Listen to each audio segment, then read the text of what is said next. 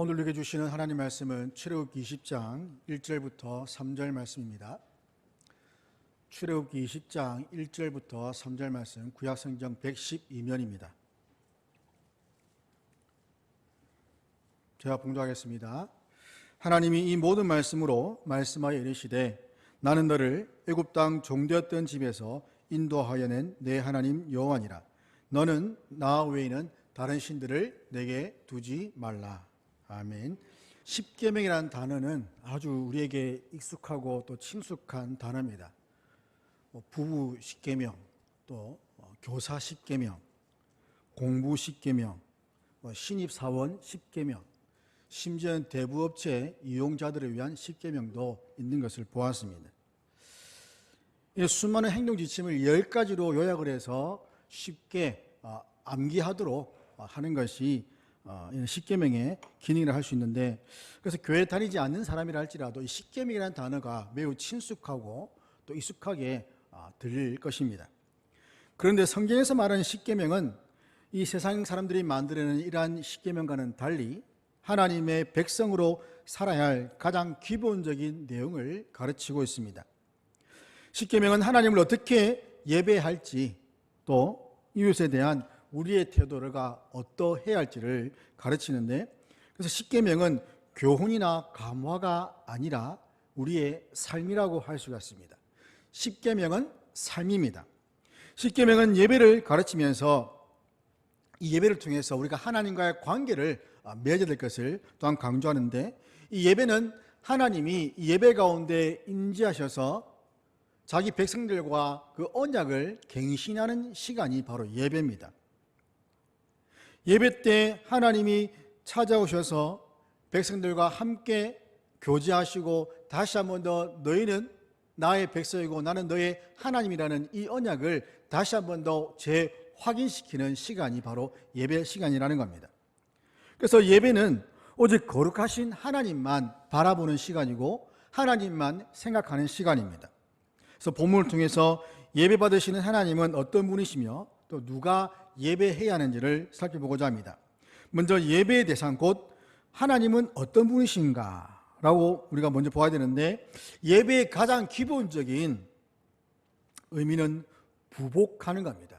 이 부복이라는 것은 땅에다가 배를 바짝 낮추어서 배를 대는 것을 말하는데, 경배의 대상 앞에서 완전히 몸을 낮추어서 이 바닥에 닿도록 하는 것을 말합니다.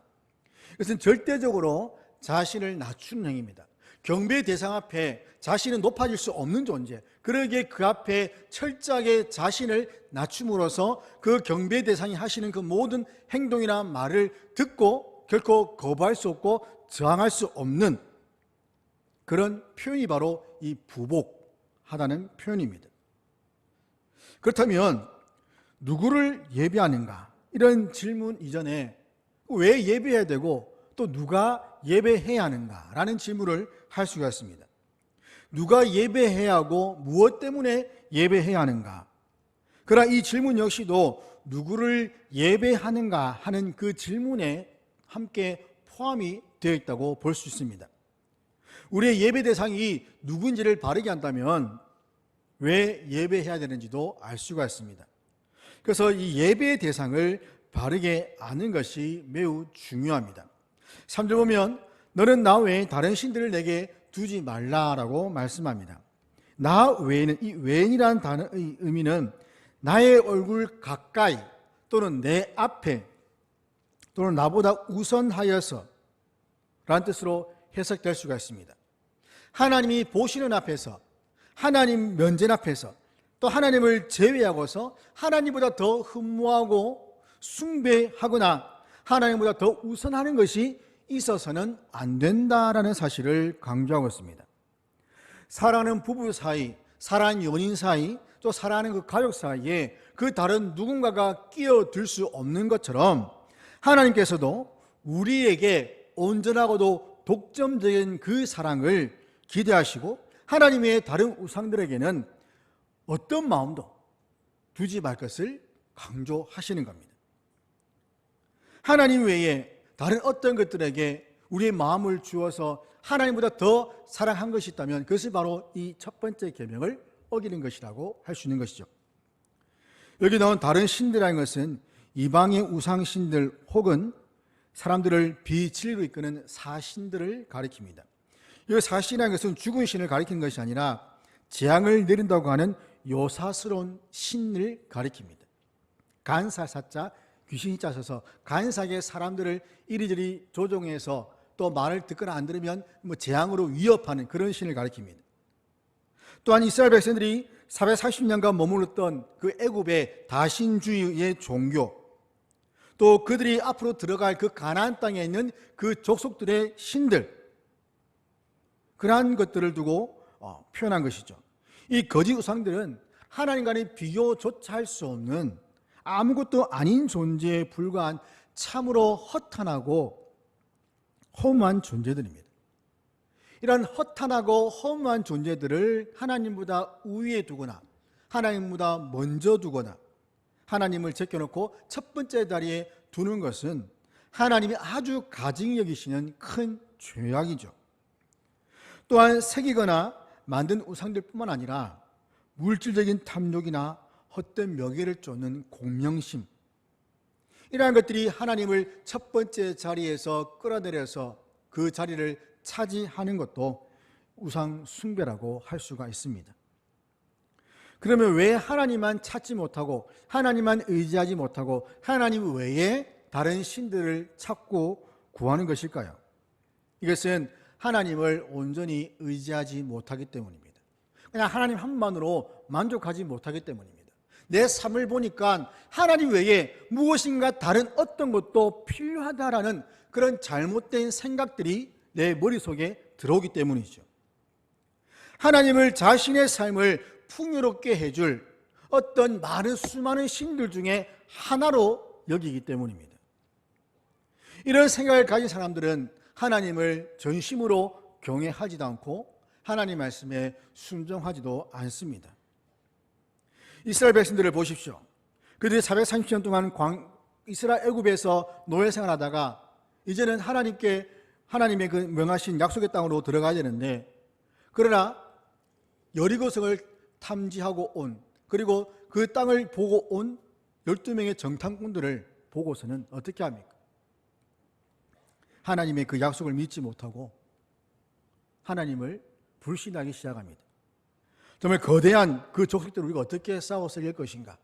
그들에 비하면 우리는 메뚜기와 같은데 어떻게 그들과 전쟁에서 이길 것인가? 다시 애굽으로 돌아가자라고 외쳐버립니다. 하나님은 이들의 소리를 듣고 그들의 40년 동안 그 광야 생활, 그 광야를 계속해서 40년 동안 빙글빙글 돌게 만들어버립니다. 이 40년 동안 그렇다고 해서 이들이 하나님께 순종하고 자기 죄를 회개하면서 하나님의 말씀을 잘 들었냐면 그것도 아닙니다. 목마르다, 배고프다, 무엇 달라면서 온갖 요구를 다하면서 하나님께 원망하고 불평하고 하나님을 대적하고, 얼마나 많은 백성들이 그 광야에서 죽었습니까? 그리고 광야 1세대들 20세 이상으로 나이가 있는 그 부모 세대들은 광야에서 다 죽고 그 자녀들이 하나님의 그 약속된 땅으로 들어갈 것이라고 말씀을 하셨습니다. 그러한 광야 생활을 마치고 가나안에 들어가기 전에 하나님 말씀에 순종할 것을 신명기는 계속해서 강조합니다.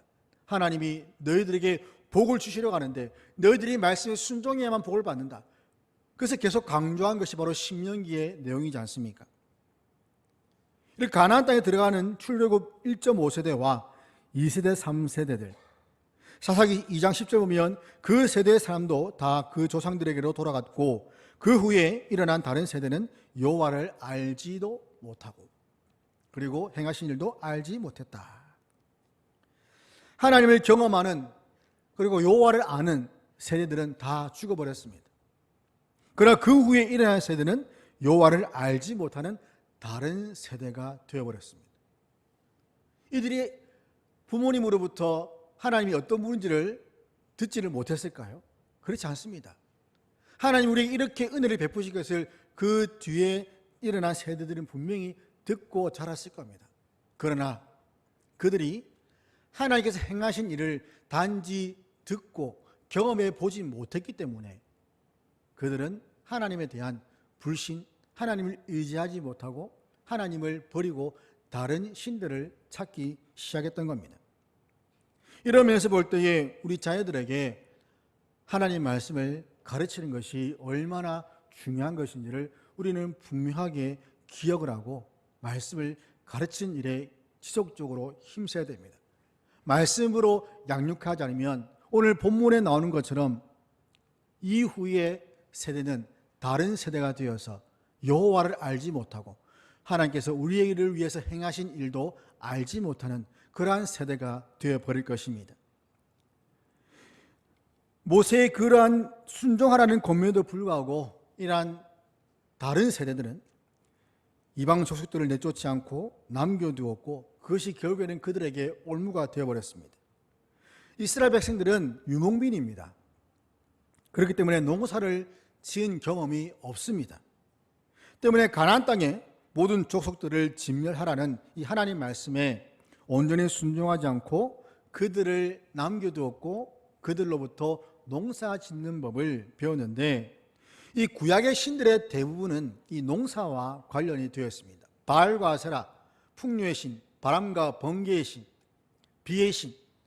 농사를 잘 짓기 위해서 어떤 신을 만들고 그 신에게 계속해서 제사 지내고 잘 보여서 그 한 해 농사가 풍성하게 이루어질 것을 이제 구하는 것인데 유목생만 하던 이스라엘 백성들에 있어서 이 농사는 매우 쉽지가 않았고 그래서 그 남아있는 족속들에게 가나안 족속들에게 농사 짓는 법을 배웠고 그리고 심지어 그들이 섬겼던 그 신들을 보니까 너무나도 유용한 겁니다. 비가 필요하면 비의 신에게 기도를 하고 또 해가 필요하면 해의 신에게 기도하고 또 땅이 비옥하기 위해서는 또 땅의 어떤 신에게 기도를 하고 각각 그 기능과 역할에 맞는 신들에게 찾아가서 기도하면 다 이루어지게 되는 것이니 이렇게 유용한 신들을 왜 하나님이 섬기지 말라 했을까 하는 그런 의문도 생기지 않았겠습니까? 더구나 이들은 출애굽 1세대와 다른 세대였기 때문에 하나님 앞에서 악을 행하더라도 그것이 죄인 줄 몰랐고 오히려 이방 족속들이 섬기는 그 신들이 더 능력 있는 신으로 여겨졌을 겁니다. 특별히 바알이나 아세라, 다곤 이러한 신들은 어떤 생활 규칙을 요구하지 않습니다. 하나님처럼 십계명을 주거나 이렇게 하라 저렇게 하라 그 말씀도 없습니다. 그냥 하나 신상을 세워놓고 때가 되어 찾아가서 자신의 요구사항을 기도하면서 제물을 바치고 제사 지내면 그걸로 끝이 납니다. 편하다는 것이죠. 심지어는 자신들이 가지고 있는 바칠 수 있는 것을 많이 바치면 바칠수록 더 많이 받을 것이라는 그러한 생각을 가지고 있었습니다. 그리고 자기 자녀들도 제물로 드리는 그런 하나님이 아주 가증히 여기는 그런 악행까지 저지르게 되었던 겁니다. 그 결과 그들은 어떻게 되었습니까? 하나님의 진노를 받았습니다. 특별히 사사시대의 여러 이방 족속들로 그들은 많은 징계를 받았습니다. 침략과 노략질을 당하는 수모를 겪었습니다. 하나님이 죄를 짓는 이스라엘 백성들에게 징벌을 내리면 그들은 회개하고 하나님이 사사를 보내어서 이방 족속들을 물리치시고 또 한동안 평화로운 생활을 하게 되고 또 그 평화로운 기간이 끝나면 또 다시 죄를 짓고 하나님은 또 징계를 내리시고 구원자를 보내셔서 건지시고 이러한 패턴이 계속해서 반복되는 것이 사사기라는 것이죠. 하나님께서는 이러한 패턴 가운데서도 이스라엘 백성들을 통해서 이방인들을 구원하기로 한 그런 계획을 계속해서 이루어가고 계셨습니다. 그러나 이스라엘 백성들의 불순종을 해서 그들 스스로가 하나님의 백성답게 살지 못했기에 하나님께서는 그들을 지속적으로 훈련시키시고 때로는 징계하시면서 그들을 하나님의 백성다운 모습으로 바꾸어 가셨습니다. 또 여러 선지자를 통해서 하나님께서는 이스라엘 백성들이 그 무지함을 깨닫도록 하셨습니다. 호세아 4장 6절 보면 내 백성이 지식이 없음으로 망하는도다. 내가 지식을 버렸으니 나도 너를 버려 내 제사장이 되지 못하게 할 것이요 내가 내 하나님의 율법을 잊었으니 나도 내 자녀들을 잊어버리리라. 지식이 없음으로 망했다라고 합니다. 하나님이 아는 지식이 없음으로 망했다고 합니다. 그 무지함인 줄 모르고 그냥 살다 보니까 결국에는 하나님이 아닌 다른 것들을 하나님으로 여기면서 그것을 하나님처럼 생각하고 거기에다가 예배하고 제사하는 잘못된 신앙생활을 한다는 겁니다. 하나님 아는 바른 지식을 우리는 가져야 됩니다. 이 지식이 없으면 망합니다. 이스라엘은 하나님 주신 그 율법의 의미보다 그 율법의 행위에 더 치중하였고 그 율법의 행위를 더 가치 있게 여겼습니다. 그러다 보니 율법이 말씀하는 담긴 그 정신은 다 사라지고 그냥 형식만 남게 된 것이죠. 제사도 형식적으로 드리게 됩니다. 무엇인가 자꾸 요구만 하니까 사람이 피곤해지고 힘들어지니까 그냥 대충 하는 것으로만 끝내버리게 됩니다. 그것만큼 힘든 신앙생활은 없을 겁니다. 여러분들의 신앙생활은 어떻습니까? 그냥 와야 되니까 주일이니까 오는 의무감을 가지고 어쩔 수 없이 그 무거운 발을 이끌면서 오는 그런 예배의 자리입니까? 아니면 정말 하나님이 나를 구원하신 그 은혜에 내가 감사하면서 이 예배하는 이 자리를 정말 한 주간 내내 사모하는 마음으로 기대하면서 이 자리에 참여하고 있습니까? 형식과 행위에만 집중하다 보니 남는 것은 아무것도 없고 오직 고통과 그냥 괴로움만 남게 되는 겁니다. 결국 성자 하나님께서 육신을 입고 이 땅에 오셔서 하나님이 어떤 분이시며 하늘나라가 어떤 곳인지에 대해서 가르치시고 선포하시며 치유의 능력으로 하나님 나라를 보여주셨습니다. 더 나아가서 궁극적으로 하나님의 그 백성들의 가장 기본적인 삶이 예배라는 것을 가르쳐 주셨습니다. 사마리아 여인과의 대화에서 예수님께서는 요한복음 4장 24절에서 하나님은 영이시니 예배하는 자가 영과 진리로 예배할지니라고 말씀하십니다. 우리의 예배 대상은 이스라엘 백성들이 섬겼던 그런 우상과 어떤 거짓 신들 그러한 것들이 아니라 영이신 하나님이십니다. 오늘 우리 주변에 많은 신들이 있습니다. 종교에도 여러 신들이 있습니다. 그리고 우리 일상생활을 편하게 해주고 불가능하다고 여겼던 그러한 것들을 가능하게 해주는 과학이라는 신도 있습니다. 전기, 지금 우리가 사용하는 이 전기나 의자나 시계나 여러 가지 많은 것들 다 과학의 힘이지 않습니까? 지금 전기가 없으면 저는 마이크 소리도 내지 못하고 그러니까 육성으로 여러분에게 설교를 해야 되고 여러분들 깜깜한 가운데 제대로 보이지 않는 가운데 또 그 소리만 들어야 됩니다. 그리고 의자를 발명하지 못했다면 의자 없이 그냥 바닥에 앉아 있어야 될 겁니다. 또 건축 기술이 발달하지 않았다면 어떻게 되겠습니까? 그냥 천장이 뚫려 있는 그냥 넓은 들판이나 바람이 불어서 다 맞아야 되는 그런 어떤 한 장소에 모여서 아마 예배를 할지도 모르겠습니다. 이러한 과학의 힘, 이 힘을 우리는 갖고 있고 또 이것을 누리고 있습니다. 또 멀리 있는 분들은 교회 오기가 힘드니 자동차로 오게 되는데 차를 가지고 오게 되는데 차가 없으면 걸어와야 되고 또 걸어오기 귀찮으니까 그냥 오지 않게 되고 가까운 곳에 가게 되고 또 텔레비전도 마찬가지죠. 게다가 스마트폰도 마찬가지입니다. 모두가 다 이 핸드폰이 없으면 생활이 안 됩니다. 컴퓨터나 인터넷도 마찬가지죠. 이 모든 것들이 인간의 삶에 아주 필수품이 되어버렸습니다. 우리의 삶을 주관하는 이 과학이라는 신이 없이는 우리는 삶을 살 수가 없습니다. 이러한 것들이 없이는 아무것도 할 수 없는 그런 존재로 전락해버리고 말았습니다.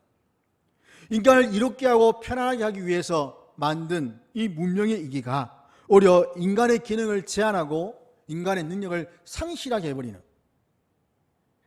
핸드폰에 전화번호를 다 저장되어 있으니까 옛날 같으면 전화번호를 그래도 몇 개는 외워야 되는데 심지어 가족들 전화번호도 제대로 외우지 못하는 경우가 얼마나 많습니까?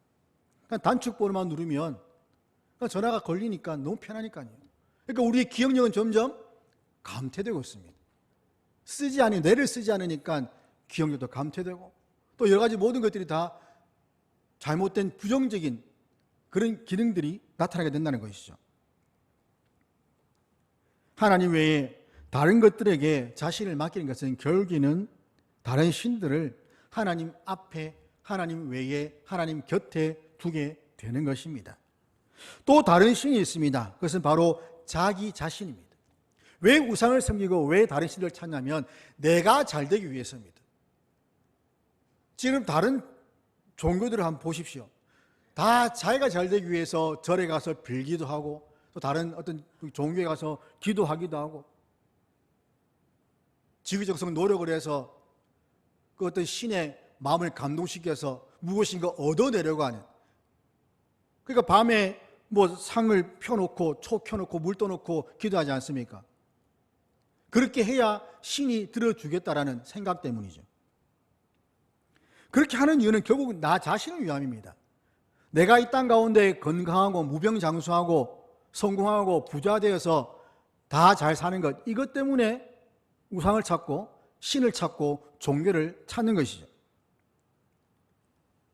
하지만 이건 역시도 우상 숭배입니다. 빌립보 3장 19절 보면 그들의 신은 배라고 합니다. 자기 배를 불리는 겁니다. 그래서 이 배가 신이 되는 겁니다. 하나님 믿지 않는 자들의 신은 자기 배가 되고 먹고 마시는 그 일에 얼마나 삶을 허비합니까? 이 먹고 사는 문제는 우리에게 달려있는 것이 아닙니다. 하나님께 달려있습니다. 그런데 우리는 이 먹고 사는 문제에 너무나도 목숨을 걸고 먹고 살기 위해서 우리의 목숨을 내어놓고 일을 하고 있다는 거죠. 무언가 아이러니하지 않습니까? 주님은 이렇게 먹고 입고 마시는 문제, 우리의 모든 의식주 문제를 구하지 말라. 이것은 이방인들, 하나님을 모르는 자들이 구하는 것이다. 너희는 오직 하나님의 나라와 그의 의를 먼저 구하라. 그러면 이 모든 것들을 다 너희에게 더하여 주시리라. 그 말씀하십니다. 우리가 구할 것, 하나님의 백성의 삶의 최우선은 바로 하나님을 구하는 겁니다. 하나님을 찾는 겁니다. 하나님의 은혜를 구하고 하나님을 찾고 하나님 안에 거하기를 간절히 소망하는 것. 이 땅에 먹고 사는 문제는 공중의 새들과 들의 풀도 돌보시고 입히시는 하나님께서 해결해 주시고 하나님께 맡기면 되는 겁니다. 그런데 우리는 자꾸만 여러 신들을 찾고 다른 것들을 통해서 우리의 유익을 구하고 우리 삶이 더 풍성해지기를 원하는 그런 마음을 가지고 있지 않습니까? 우리 주위와 내 안에 여러 신들이 지금도 존재합니다. 우리는 그러한 신들을 여전히 알지 못한 채 마치 그것이 하나님인 양 착각하며 섬기고 있다는 것이죠. 우리의 성공을 위해서 예비하고 또는 믿음을 가지지 않습니까? 잘 되기 위해서, 내가 성공하기 위해서 예비하고 믿음을 가진다는 것은 그것은 잘못된 일입니다. 심지어 우리가 하나님께 드리는 이 헌금조차도 하나님이 이만큼 드리니 그 이상으로 나에게 주실 것이라는 그런 보상 심리로 또는 헌금하는 경우도 있지 않습니까? 이러한 것들이 목적이 될 때에 하나님께서는 오히려 빼앗아 가 버리신다는 사실을 기억해야 됩니다. 골로새서 3장 5절 보면 그러므로 땅에 있는 지체를 죽이라 곧 음란과 부정과 사욕과 악한 정욕과 탐심이니 탐심은 우상 숭배니라. 하나님 믿는 우리는 결코 마음 가운데 탐심을 가지면 안 됩니다. 십계명의 마지막 10번째 계명이 탐심에 관한 내용입니다. 그래서 탐심은 우상 숭배가 된다는 겁니다. 하나님은 세상의 거신들이나 우상들처럼 우리의 탐심을 채워주는 그런 한낱 저급한 신이 아닙니다. 하나님은 우리가 마땅히 예배해야 할 유일하신 살아계시고 참 신이신 바로 그 하나님입니다. 그러므로 오직 삼위의 일체 하나님만을 예배하는 저와 여러분이 되기를 주의 이름으로 축원합니다. 예배자는 누구일까요? 누가 예배해야 되고 왜 예배해야 되겠습니까? 그것은 2절에서 말씀합니다. 나는 너를 애굽 땅 종됐던 집에서 인도하여 낸 내 하나님 여호와니라. 예배의 대상이신 하나님을 예배해야 하는 이유는 바로 하나님이 우리를 구원하셨기 때문입니다. 구원받은 자들은 마땅히 하나님을 예배해야 합니다. 그것이 하나님 우리를 구원하신 목적이기 때문이죠. 그래서 우리는 예배를 통해서 말씀하시는 그 하나님의 말씀을 겸손하게 들어야 됩니다. 주일에 교회에 와서 우리가 설교를 들을 때에 아주 이 설교 말씀이 도덕적이고 어떤 윤리적인 그런 강의로 들어서는 안 됩니다. 이렇게 사십시오, 저렇게 사십시오 하는 그 근본적인 이유가 뭐냐면 바로 하나님께서 우리를 구원하셨기 때문에, 그렇게 사는 것이 하나님의 영광과 직결되기 때문에 그렇게 살라고 말하는 것이지, 그렇게 사는 그것 자체가 우리 삶의 목적이 되어서는 안 된다는 말입니다.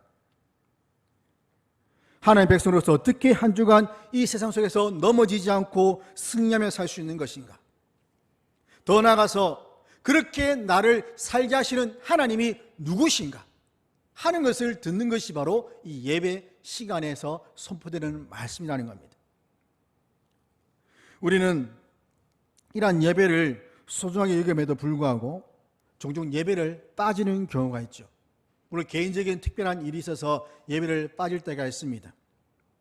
그 예배를 빠지는 것도 처음 빠지게 되면 매우 마음 가운데 찔림이 있고 하나님께 죄송하고 정말 이 뭔가 알게 모르게 부끄러운 수치감을 느끼는데, 이것이 한 번, 두 번 반복되다 보면 그러한 마음은 점점 사라지게 되고 무엇이 생기냐면, 그럴 수도 있지. 내 옆에도 우리 교회도 뭐 다른 집사님들, 장로님들, 권사님들 다 주일날 뭐 일절 때문에 빠지는데 그럴 수도 있지 하는 합리화하는 그런 마음이 생겨버립니다. 그리고 하는 말이 꼭 예배 시간에만 예배되느냐, 주일에만 예배되느냐, 뭐 개인적으로 하나님을 만날 수도 있지, 개인적으로 예배 드릴 수 있고 할 수 있지 않느냐라고 말하는 것이죠. 그러면 이 예배 시간 외에 여러분들을 한번 잘 생각해 보십시오. 과연 하나님을 내가 정말 온전히 다른 것들의 방해를 일체 받지 않고 하나님께 집중하고 예배할 수 있는가? 주일 예배 외에 말입니다. 또는 수요일이나 또 금요 기도회, 새벽 기도 외에 그 외에 수많은 24시간 중에 뭐 잠잘 시간 빼고 나면 어쨌든 뭐 많은 시간이 있지만 그 시간들 동안 교회 오지 않고 혼자 예배를 할 수 있느냐는 말입니다. 할 수 없습니다. 자신 있게 말씀드리지만 할 수 없습니다. 온전히 하나님을 예배할 수 없습니다. 심지어 예배당에 오더라도 하나님을 온전히 예배하기 어렵습니다. 온갖 생각들이 우리 마음, 우리 생각 속에 사로잡혀서 우리를 예배에 방해합니다. 마음을 어지럽게 합니다. 그리고 또 바쁘다 보면 언제 어떻게 앉아서 자기 시간을 내서 예배할 수 있습니까? 아침에 여러분 성경 한 장 읽는 거 쉽습니까? 어렵습니다. 늘 마음은 먹지만 성경 한 장 읽는 것이 정말 어렵고 힘들다는 겁니다. 심지어 기도 1분 하는 것도 정말 어렵습니다. 왜 그렇습니까? 분주하기 때문이죠. 마음이 없기 때문입니다.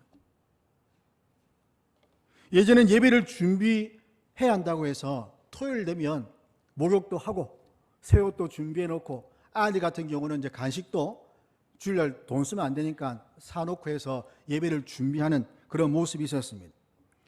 그런데 오늘날에는 그런 준비되는 모습들이 많이 없는 것 같습니다. 물론 개인적으로 하시는 분도 계시겠지만, 그러나 대부분 돌아보면 그냥 주일 예배 시간 되면 그냥 헐레벌떡 뛰어와서 그 예배 시간 겨우 맞춰 와가지고 앉아 있다가 또 그냥 뭐 바쁘게 뭐 하다가 보면 집에 돌아가는 그런 경우가 많죠. 그리고 주 5일째를 하다 보면 어떻게 됩니까? 금요일 밤부터 시작해서 주일 새벽까지 그냥 자기 시간으로 삼아서 아이들은 그냥 게임한다고 밤을 새고, 어른들도 뭐 이것저것 다니면서 가족 여행 다니도 뭐 다니면서 그 시간 다 보내고, 그러다 보니 늦잠 자게 되면 주일날 늦게 오거나 아니면 그냥 유튜브 접속해서 예배를 드리게 되는 그런 일들이 오늘날 일어나고 있다는 말입니다. 우리는 6일을 최선을 다해서 살아야 됩니다. 자기 삶 가운데 주신 그 일을 최선을 다해서 감당해야 합니다.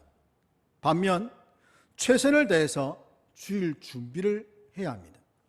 왜냐하면 우리가 하나님 만날 수 있는, 온전히 만날 수 있는 이 시간은 바로 이 예배 시간, 정해진 이 시간이기 때문입니다. 그래서 이 시간만큼은 그 어떤 것도 방해받지 않고 이 하나님께 집중할 수 있는 그런 시간이 되기 위해서 준비하라는 말입니다. 우리가 뭐 대통령을 만나다든지 뭐 시장을 만나다든지 할 때는 그 사람과 온전히 독대하기 위해서 어떻게 합니까? 다른 것들 다 핸드폰도 끄고 다 정말 방해받지 않도록 하지 않습니까? 근데 우리는 하나님을 예배하면서 핸드폰 다 켜놓고 심지어 예배 중에 핸드폰 받으신 분도 있고 그러면서도 아무렇지도 않게 생각한다는 것 자체가 하나님의 그 예배를 얼마나 가볍게 여기는지를 보여주는 것이라 할 수 있는 것이죠. 어떤 준비도 없이 예배로 온다는 것은 하나님을 무시하는 겁니다. 예배는 거룩하신 하나님을 만나는 시간입니다. 때문에 준비하지 않고 오는 것은 하나님이 결코 기뻐하지 않고 또한 예배자도 은혜 받을 수가 없습니다. 우리는 예배를 준비한 일에 신경을 쓰고 준비해야 합니다. 이는 어떤 겉으로 보이는 그런 준비도 필요하지만 겉으로 보이는 것이 아니라 우리의 마음을 정결하게 하라는 말입니다. 우리의 마음이 6일 동안 분주하고 조급하고 걱정, 염려, 근심이 가득 찬 가운데서 그런 상태로 예배 때 주일날 예배에 넣으면 그 말씀이 들어갈 틈이 없습니다. 다 튕겨져 나가버리는 것이죠. 단단한 길가와 같아서 새가 와서 먹어버리듯이 마귀가 와서 그 말씀을 채워가 버립니다. 돌짝밭에 씨가 떨어지면 씨가 열매를 맺고 조금 자라가다 돌 때문에 아무것도 할 수가 없습니다. 가시밭도 마찬가지죠.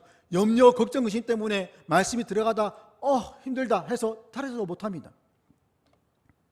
그러기 우리는 우리의 마음을 말씀을 듣고 열매를 맺을 수 있는 좋은 상태로 만들어서 예배에 와야만 말씀이 우리 마음 가운데 들려지게 되는 겁니다. 저도 말씀드렸듯이 우리 말씀은 귀로 듣는 것이 아니라 우리의 마음으로 들어야 됩니다.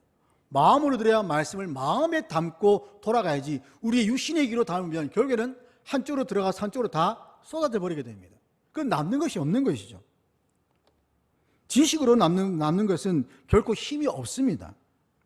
우리는 말씀을 듣는 좋은 마음, 그 마음이 되어야 됩니다. 또한 예배를 바르게 할 수 없도록 방해하는 영적 미지근한 상태, 그런 상태에서 벗어나야 됩니다. 미지근한 상태가 어떤 상태입니까? 따뜻한 상태입니다. 지금 이제 히터가 내려와서 저 같은 경우는 조금 더운데 따뜻함을 느낄 분이 계실 겁니다. 따뜻하면 어떻게 됩니까? 졸음이 오죠. 따뜻하면 잠이 옵니다. 영적 미지근함은 그 사람으로 하여금 영적으로 자게 만들어버립니다. 따뜻하니까 잠이 오는 거죠. 그러기에 이 영적 미지근한 상태에서 벗어나려면 평소에 이 경건의 훈련을 우리는 빠뜨려서는 안 됩니다. 난로에 불을 지필 장작을 그 온도 유지하기 위해서 넣는 것과 그 불을 활활 태우기 위해서 쇠를 녹이기 위해서 불을 뜨겁게 하는 것은 분명히 다른 일입니다. 또는 장작이 없으면 불은 꺼져버리고 맙니다. 우리는 이전에 받은 그 은혜만 간직하고 그 은혜만 계속해서 유지하려고 한다면 결국 영적인 미지근한 상태, 아무것도 아닌 상태죠. 우리의 마음이 뜨거워지려면 말씀의 장작이 필요합니다. 하나님의 말씀을 읽어야 됩니다. 말씀을 읽어야만 우리 마음 가운데 성령께서 불을 일으킬수록 하실 수 있는 것이고, 기도할 때 힘이 나는 것이고, 우리 삶 가운데 어떤 상황 속에서도 어려움과 고난이 온다 할지라도 그 말씀으로 이겨낼 수가 있는 겁니다. 말씀이 우리 마음 가운데 많이 있으면 있을수록 성령께서 그 말씀을 생각나게 하셔서 사탄과 싸울 수 있도록 하시는 것이죠. 예수님이 사탄을 무엇으로 물리치셨습니까? 말씀으로 물리치셨습니다. 성령의 검인 그 진리의 말씀, 그 말씀으로 사탄을 물리치셨습니다. 그러기 우리는 이 경건 훈련을 게을리하면 안 됩니다. 우리를 구원하신 하나님의 백성으로서 새로운 그 구원 이후의 삶을 살기 위해서는 반드시 이러한 경건의 훈련, 말씀과 기도에 더욱더 힘을 내야 됩니다. 그 누가 우리를 죄와 사망으로부터 건질 수가 있습니까? 하나님 외에 다른 어떤 것은 우리를 죄와 사망으로부터 건져낼 수가 없습니다. 과학도 우리를 결코 구원할 수 없습니다. 의학 기술이 우리에게 불로장생을 줄 수 있습니까? 없습니다. 영생을 주지 못합니다. 잠시 생명을 연장할 수는 있겠죠. 그러나 영원히 살지 못하게 한다는 겁니다. 구원은, 영생은 오직 예수 그리스도를 통해서만 가능합니다. 출애굽 때와 마찬가지로 우리 구원 역사에서도 그리스도께서 피를 흘렸습니다.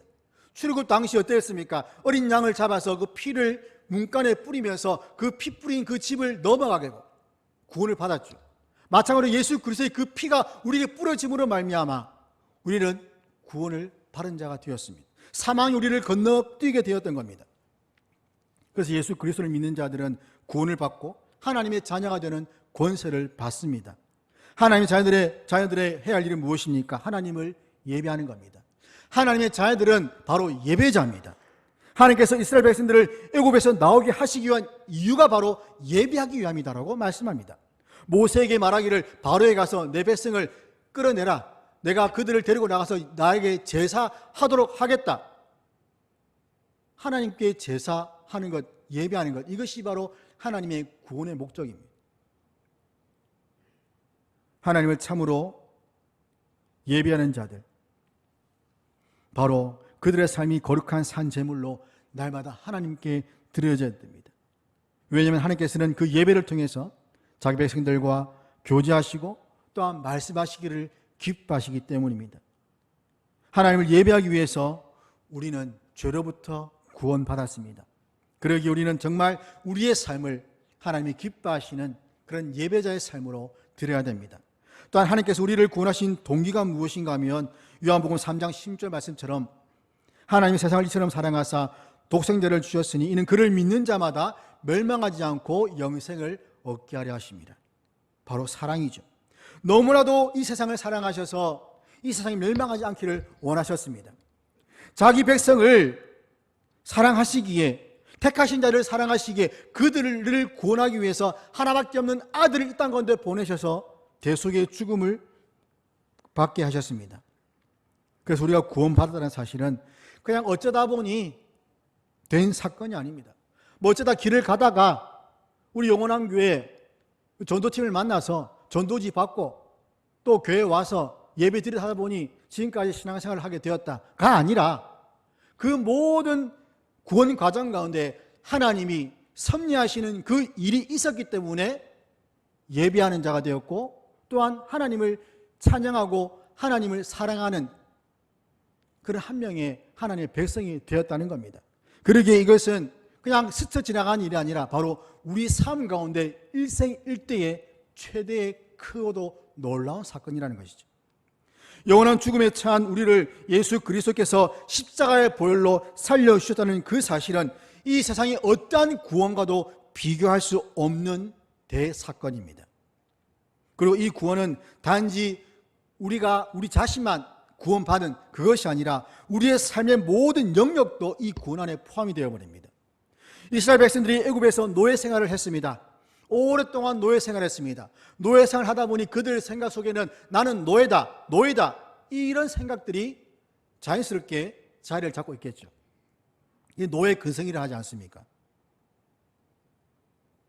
그 큰 나라 애굽에서 그 많은 문화를 접했고 종교를 접했고 그곳의 모든 것들이 익숙해져 있는 그들에게 이제는 그들의 노예가 아닌 한 나라의 국가의 국민으로 시민으로 살 수 있도록 하시기 위해서 그들을 구원하셨고 그들을 신분을 변화시켜 주셨습니다. 하나님의 백성으로 또 한 나라의 국민으로서 그들을 구원하신 것은 신분의 변화뿐만 아니라 그 신분에 맞는 삶도 동일하게 요구하시는 겁니다. 예수 믿은 후에 과거의 모습은 다 단절해야 됩니다. 예수 믿은 후에 그 신분은 바뀌었지만 그 신분에 맞는 합당한 삶은 나타나지 않는다면 그것이 더 큰 문제가 아니겠습니까? 자리가 사람을 바꾼다는 말이 있습니다. 신분이 그 사람을 바꾸어야 됩니다. 우리는 하나님의 백성들, 거룩한 자들, 그리스도인, 예수님의 제자 이러한 여러 호칭들, 여러 신분들을 가지고 있으면 그에 합당한 삶이 마땅히 따라 나와야 됩니다. 그 갈라디아서 5장 1절 보면 그리스도께서는 우리를 자유롭게 하려고 자유를 주셨으니 그러므로 굳건하게 서서 다시는 종의 멍에를 매지 말라. 다시는 이전의 그 모습으로 돌아가서 거기에 노예 생활을 하지 말라는 겁니다. 그런데 우리 어떻게 합니까? 자꾸만 돌아가려고 합니다. 자꾸 이전 삶으로 돌아가서 그것이 좋았는데 그때가 좋았는데 그러나 그때는 이미 지나가 버리고 없는 때입니다. 우리는 하나님이 원하시는 새로운 삶을 살아야 됩니다. 에베소서 4장 22절 23절 보면 너는 유혹 욕심을 따라 썩어져가는 구습을 따르는 옛사람을 벗어버리고 오직 너희의 심령이 새롭게 되라고 말씀합니다. 썩어져가는 구습을 따르는 옛사람을 벗어버리고 우리의 심령이 새롭게 되어서 하나님을 섬기는 하나님 나라의 백성으로 살라는 말씀이죠. 그러면서 바울은 빌립보서 2장 12절에서 항상 복종하여 두렵고 떨림으로 너희의 구원을 이루라고 합니다. 바로 우리 삶 속에서 하나님의 백성으로서 복음에 합당하게 살라는 말씀입니다. 하나님은 지금도 우리를 사랑하시고 이 구원을 이루시기 위해서 일하십니다. 철저하게 자신을 낮추셔서 우리를 사랑하신 그 하나님의 그 사랑에 우리는 무엇으로 반응을 해야 되겠습니까? 감사함으로 반응해야 됩니다. 그 감사의 표현이 바로 예배라는 겁니다. 그러기에 하나님 외에 우리를 구원하신 하나님 외에는 그 어떤 것도 우리의 예배 대상이 될 수 없음을 기억하시기를 바랍니다. 그러므로 예배를 받으시기에 합당하신 삼위일체 하나님만을 영과 진리로 예배하여서 구원의 복된 삶을 날마다 누리며 나가는 저와 여러분이 되기를 주의 이름으로 축원합니다. 기도하겠습니다. 전능하신 하늘 아버지 하나님, 저희 아버지가 되시고 날마다 저희의 삶을 보호하시고 인도하시니 감사합니다. 특별히 구원하신 은혜에 감사하며 매주일 함께 모여 하나님을 예배합니다. 저희의 예배를 받아주시고 날마다 구원받은 은혜에 감사하며 살게 하옵소서. 이는 내 힘과 노력으로 되는 것이 아님을 기억하며 날마다 성령 하나님을 의지하며 저희의 몸을 거룩한 산제물로 드리는 영적 예배자로 살게 하여 주시옵소서. 우리 주 예수 그리스도의 이름으로 기도합니다. 아멘.